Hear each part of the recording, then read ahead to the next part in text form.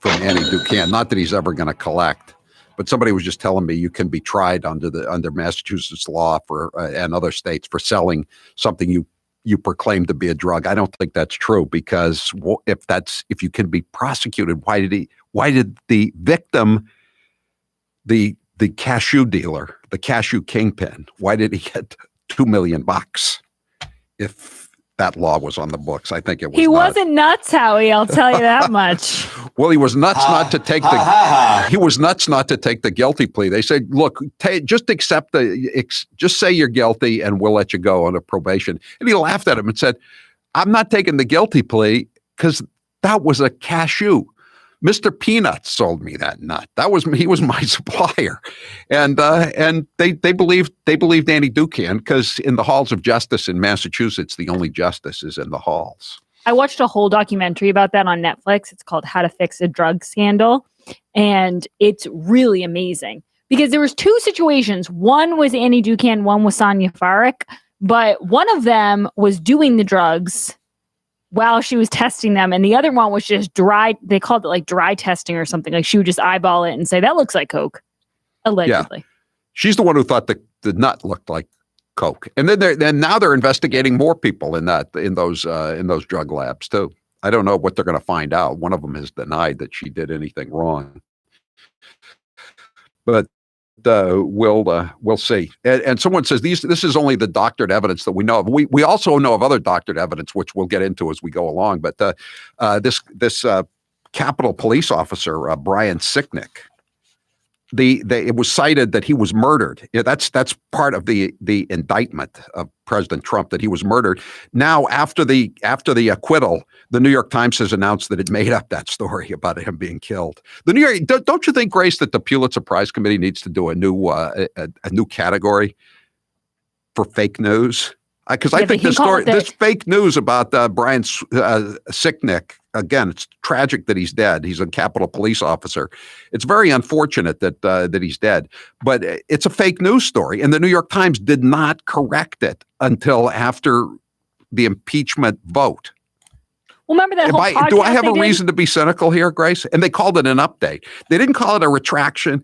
They didn't call it a correction. They didn't call it a clarification. They called it an update. Update. He wasn't murdered by a Trump supporter. He died of natural causes, apparently.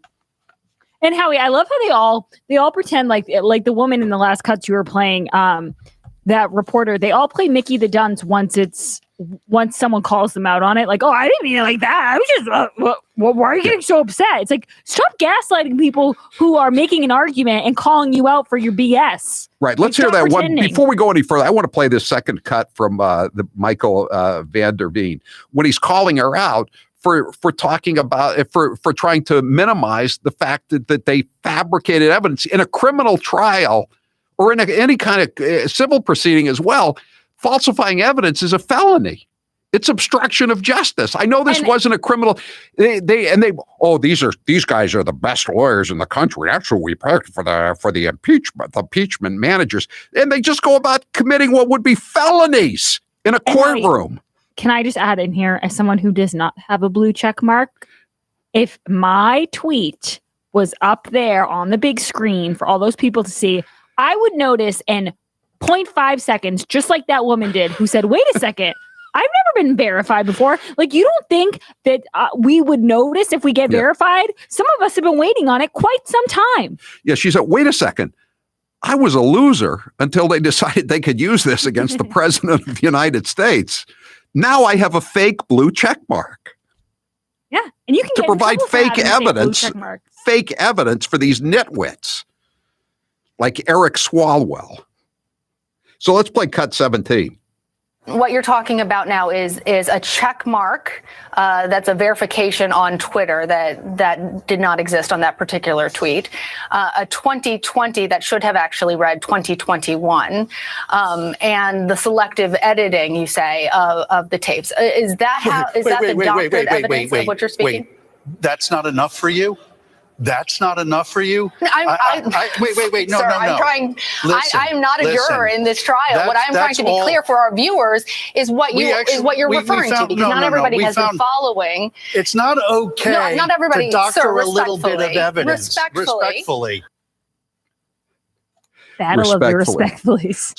So it's okay to backdate evidence. So let's say you make make an improper illegal search without giving someone his Miranda rights, no search warrant or anything.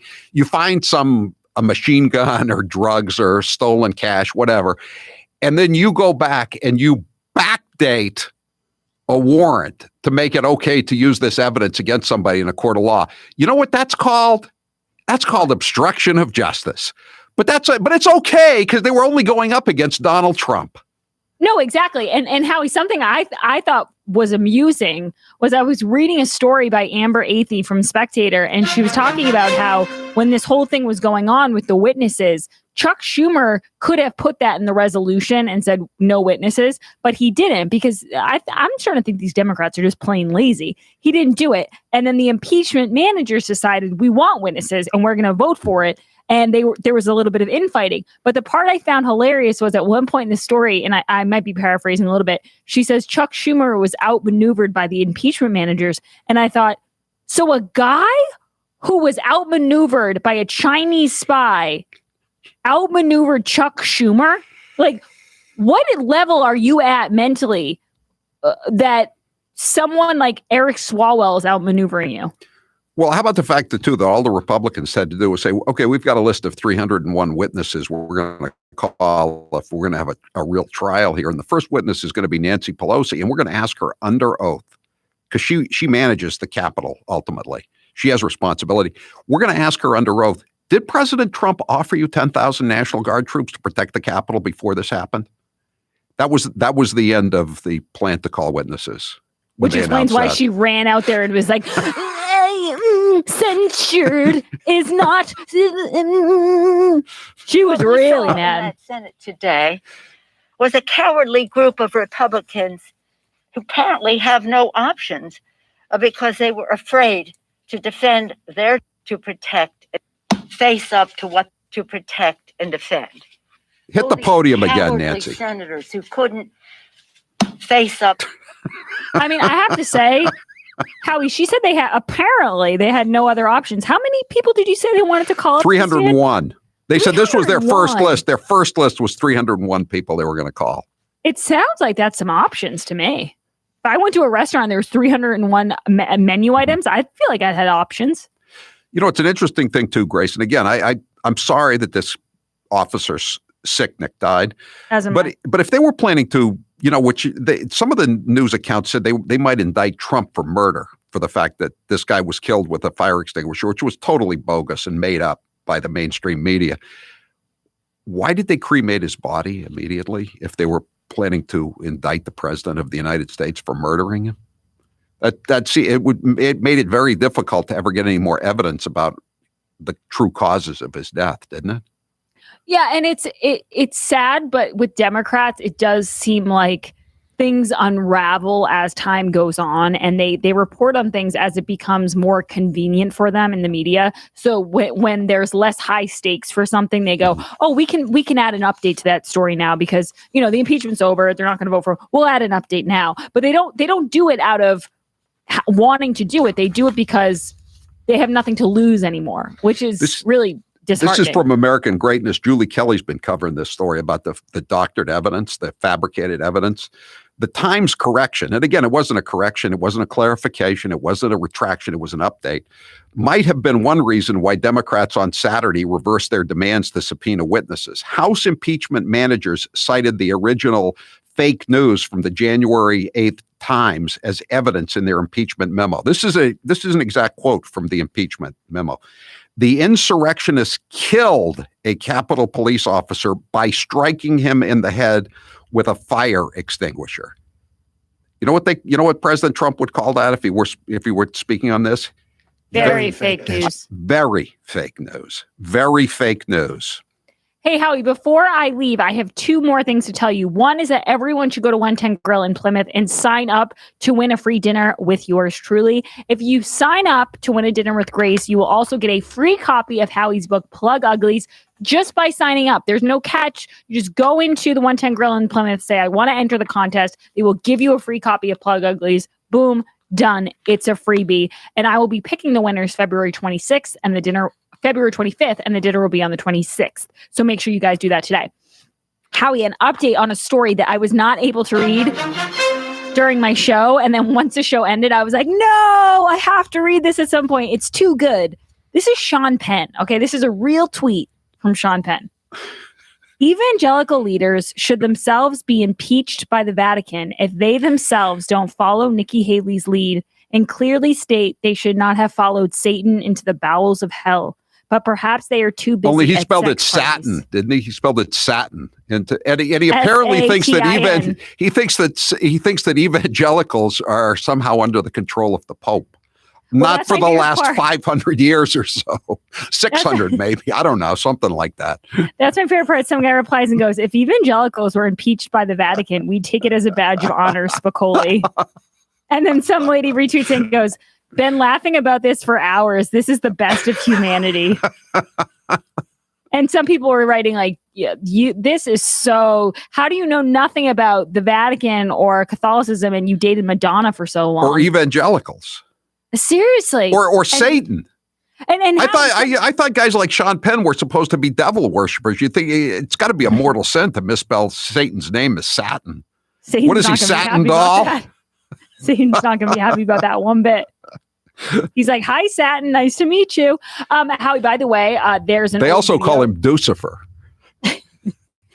There's an old video that's going viral of all of these celebrities thanking Cuomo during his Emmy Awards. Right. Like they made a montage. It's so cringeworthy. Oh my gosh! But didn't we had that last week? I think, didn't we? I mean, that isn't that from the Emmy presentations? That was it. That's not like put together by Washington Free Beacon or anything. That was put together by Cuomo's people, wasn't it? They did all the work for you. That's. I can't get over the fact. And then Chris Cuomo calls out Mitch McConnell for situational ethics.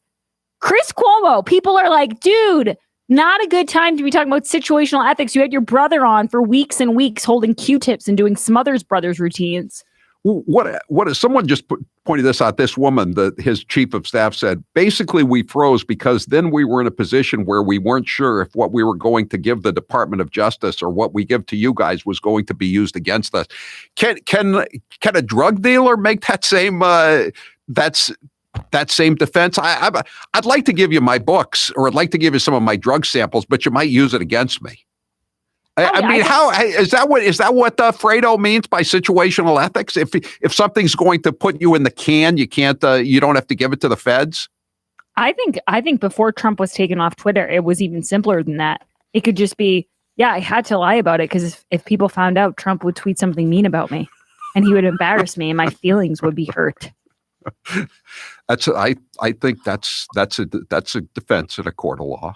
Oh, Howie, can I throw in one more thing? Because I don't know if this is a big story. I saw this today, and I thought maybe you'd be interested. James Comey told Clapper FBI unable to sufficiently corroborate Steele, then signed FISA anyway. Same day, January 12th, 2017. He told Clapper they couldn't stand anything up, and then he signed a FISA warrant application saying that everything in the report was hunky dory. I guess including the prostitutes peeing on the bed, Michael Cohen being in Prague, Carter Page being offered an $11 billion bribe. Oh, they could stand all that stuff up. Total fabrication. It's like a New York Times story about the Capitol riots. Howie, it's funny? Not really about Comey, but more about Andrew Cuomo. Someone said to me this weekend, like, oh, I was telling them all this stuff about cooking the books and all this. And they said, oh, what do you think's going to happen to him now? And I said, this is my level now of expectations. I'm like, I don't think anyone's ever going to be taken away in an orange jumpsuit. I don't think anyone's going to jail for anything. But if we have to say that one thing comes out of it, he's not going to be president. And that for me is like, okay, that's a win. None of these people are ever going to get justice. But if we can knock their reputations down a little bit, then I'm happy. So you don't think he's going to get the Profiles in Courage Award in May? He might get another his former Edward M. in-laws. Kennedy, but I don't think he's getting the profiles. His former in-laws weren't going to get. Although I don't know, he was more. He was more the guy who was sinned against in that case for once. All right. Okay. Thank you, Grace. You'll be back for Hate Mail Monday. Yeah, a lot of hate mails to listen to, so everyone should tune in. Yeah, I know people accused me of. They said this column about Joe Biden's blunders. This is not opinion. This is just hate.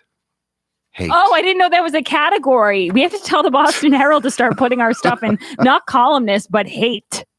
These are just insults. Do you know how long it took me to transcribe those insults, Grace? Do the read. All right. Especially when he's got the mask on. February is recognized as American Heart Month, but talking about supporting heart health isn't enough. Nearly half of all U.S. adults have heart health concerns. My mother died at age 90 of a heart problem. And so I wonder about my own long-term health. And that's why I exercise every day. I took off the weight through an operation. And another thing I do now is I take my Super Beats Heart Chews daily. I'm holding up the bag. Just 2 Super Beats Heart Chews per day give you the cardiovascular support and promote the heart healthy energy you need every day. Super Beats Heart Chews combines non-GMO beets and clinically researched grapeseed extract shown to be twice as effective at supporting normal blood pressure as a healthy lifestyle alone. In addition to that healthy diet and exercise, supplementing your efforts with Super Beats Heart Chews to your daily routine is an easy decision to make to support healthy blood pressure and heart health. I take one before I go out on my bike ride in the morning, and then I take one when the show is starting. I'm going to have one right now as soon as I'm off this spot. It's a great pick-me-up, especially on a Monday. I needed my Super Beats today. Haven't had it yet, but I'm going to. I'm looking forward to it. I'm going to have my second one right now. You'll see, if you're on social media, you're going to see me take one. I'm going to give one to McKay as well. Now, when you buy a bag of Super Beats Heart Chews, you can get a second one for 50% off, plus free shipping when you make your purchase at superbeatsradio.com/Howie.